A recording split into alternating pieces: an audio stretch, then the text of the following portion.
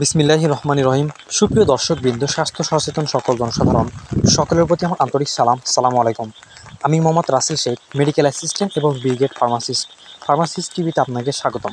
প্রিয় দর্শক, আপনারা জানেন যে আমি টুকটাক ইউটিউবে ভিডিও আপলোড করি এবং সেই সাথে আমাদের বাজারে একটা চেম্বারে প্র্যাকটিস করি। তো সেক্ষেত্রে আমার কাছে একটি রুগী এসেছে, যে রুগীকে আপনার এমবিবিএস ডাক্তার তিনি কিন্তু প্রেসক্রিপশনে লিখেছেন সেফট্রিয়াক্সন ইনজেকশন দিতে হবে প্রতিদিন একটা করে, এবং সেটা হচ্ছে ট্রুকাম, এবং লিখেছেন যে কোম্পানির নাম সেটা হচ্ছে ট্রাইজন হচ্ছে একমি ল্যাবরেটরিজ লিমিটেডের। তো প্রিয় দর্শক, আপনাদেরকে আমি দেখাবো কিভাবে আইভি ইনজেকশন দিতে হয়, অর্থাৎ ইন্ট্রাভেনাস ইনজেকশন বা বাটারফ্লাই ইনজেকশন দিতে হয়, সেটা আপনাদের দেখাবো।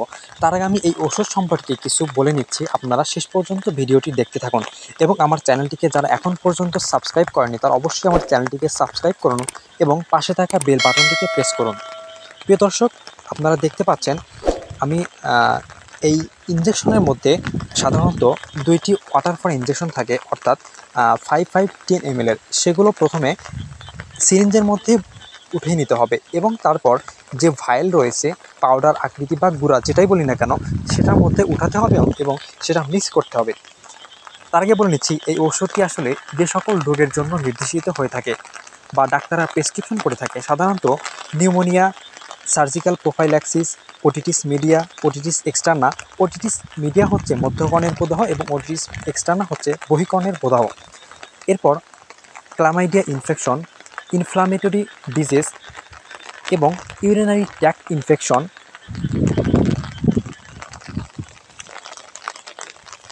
এরপর রয়েছে পেলভিক ইনফ্লামেটরি ডিজিজ। এছাড়া আরও কিছু রোগের জন্য এই ওষুধটি নির্দেশিত হয়ে থাকে।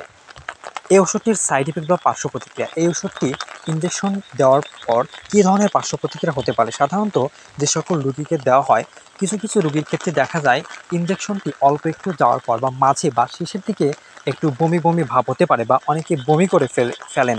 ঠিক আছে, তো এই ওষুধটির কন্ট্রা ইন্ডিকেশন বা প্রতি নির্দেশনা, অর্থাৎ এই ওষুধটি কাদের দেওয়া যাবে না, সাধারণত হাইপার সেন্সিটিভিটি অফ সেফট্রিয়াক্সন, অর্থাৎ সেফট্রিয়াক্সনের প্রতি যদি কোনো রোগীর হাইপার সেন্সিটিভিটি থেকে থাকে, অর্থাৎ পূর্বে এই ওষুধটি তারা শরীরে নিয়েছে এবং বিভিন্ন ধরনের পার্শ্ব প্রতিক্রিয়া দেখা গেছে, শরীরের স্কিন র্যাশ হতে পারে বা বিভিন্ন ধরনের সমস্যা হতে পারে। তো সেক্ষেত্রে যদি সেরকম কোনো ইন্ডিকেশন বা কন্ট্রা ইন্ডিকেশন আপনারা দেখে থাকেন, সেক্ষেত্রে কিন্তু কখনোই এই ইনজেকশনটি তাদের ডাক্তার লিখে থাকেন না এবং তার আগে এই ওষুধটি লেখার আগে ডাক্তার অবশ্যই রোগীর থেকে হিস্ট্রি নিয়ে থাকেন। এই ওষুধটির প্রেগনেন্সি ক্যাটাগরি কি? এই ওষুধটির প্রেগনেন্সি ক্যাটাগরি সাধারণত বি। তার মানে প্রেগনেন্সি অবস্থায় এই ওষুধটি দেওয়া যাবে, কিন্তু ডাক্তার বিবেচনা করবে আসলে এই ওষুধটি রোগীর জন্য কতটা নিরাপদ বা দেওয়া যাবে কিনা, সেক্ষেত্রে কিন্তু ডাক্তার এটা নির্ধারণ করে থাকেন। তো আপনারা যারা গ্রাম অঞ্চলে প্র্যাকটিস করে থাকেন, সাধারণত রুরাল মেডিকেল প্র্যাকটিশনার বা এলএমএ বা এরপর রয়েছে আপনার মেডিকেল অ্যাসিস্ট্যান্ট, অনেকে আমরা প্র্যাকটিস করে থাকি, সেক্ষেত্রে আমাদের উচিত এগুলো কিন্তু এমবিবিএস ডাক্তাররা লিখে থাকে এবং সেগুলো কিন্তু আসলে আমরা যারা গ্রামে থাকি তারা কিন্তু কোনোভাবে এই ওষুধটি আমরা দিব না। সেক্ষেত্রে কিন্তু আমরা সতর্কতা অবলম্বন করবো, কারণ আমরা অনেক কিছুই জানি না এই ওষুধ সম্পর্কে। ঠিক আছে, অল্প একটু জানি।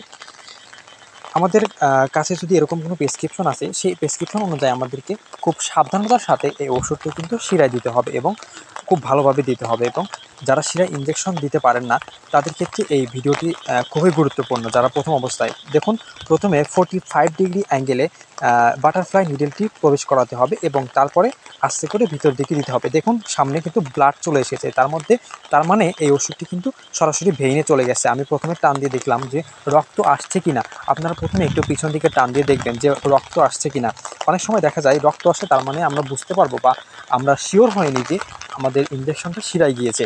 অনেক সময় দেখা যায় রক্ত আসে না, সেক্ষেত্রে কিন্তু আমাদের মাংসে যেতে পারে বা মাসেলে যেতে পারে, সেক্ষেত্রে কিন্তু ইনজেকশনটি দেওয়া যাবে না। সেক্ষেত্রে যদি আমরা দিই তাহলে কিন্তু সেখানে যে জায়গাটুকু আছে সেটা কিন্তু সোয়েলিং হয়ে ফুলে যাবে।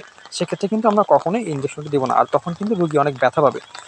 ঠিক সাবধানতার সাথে অ্যালকোহল প্যাড দিয়ে জায়গাটাকে চাপ দিয়ে ধরে থাকতে হবে যেন সেখান থেকে তারপরে আপনার ফার্স্ট এড ব্যান্ডেজ দিয়ে আটকিয়ে দিতে হবে। ধন্যবাদ।